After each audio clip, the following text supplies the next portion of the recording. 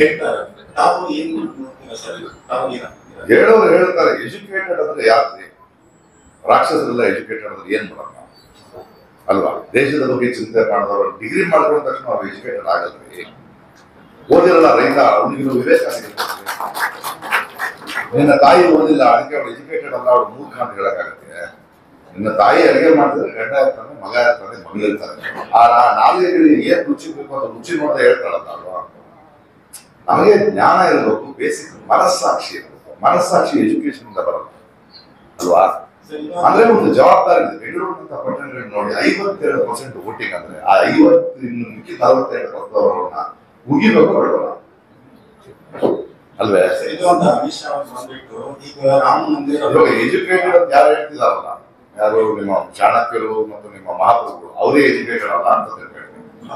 ನನಗೇನಿಲ್ಲ, ಮಹಾಪ್ರಭುಗೆ ಆ teachers day ದಿನ ಯಾರೋ ಒಂದು ಟೀಚರ್ ವಿಶ್ ಮಾಡಕ್ ಹೇಳಿ ಅವ್ರಿಗೆ,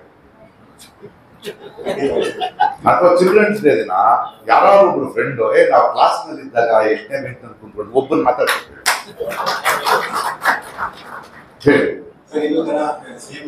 ಅಮಿತ್ ಶಾ ಈಗ ಆಲ್ರೆಡಿ ರಾಮ ಮಂದಿರ ಅವರು ಮಾಡಿದ್ದಾರೆ.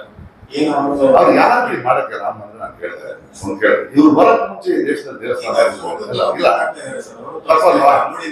ಮಾಡಿದೀವಿ ಅಂತ ಮಾಡಿದ್ ತಪ್ಪು.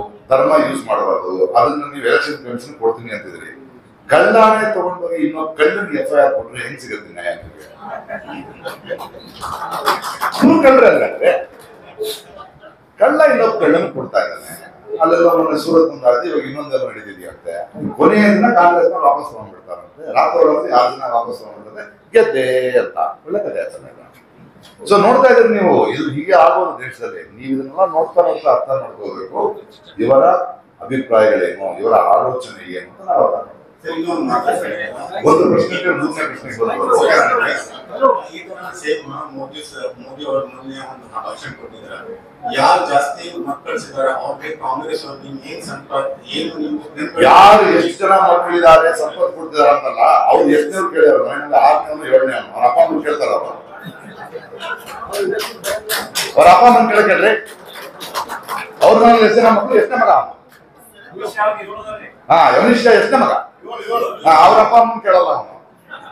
ನೀ ಮನೆ ಬೆಡ್ರೂಮ್ ಒಳಗೆ ಯಾರು ನಿನ್ಗೆ ಏನ್ ಕೆಲಸ? ನಿನ್ಗೆ ಬೆಡ್ರೂಮ್ ಒಳಗೆ ಯಾಕೆ ಗೊತ್ತೀಯ? ಸಕುಟುಂಬ ನಮಗೆ ರಾಮ ಹೆಂಗಿದ್ದಾರೆ? ಸಕುಟುಂಬ ಸಪರಿವಾರ ಸಮೇತ ರಾಮನಿಗೆ ರಾಮ, ಕೃಷ್ಣ, ಲಕ್ಷ್ಮಣ, ಹನುಮಂತ, ಭರತ ಹೀಗಿತ್ತು.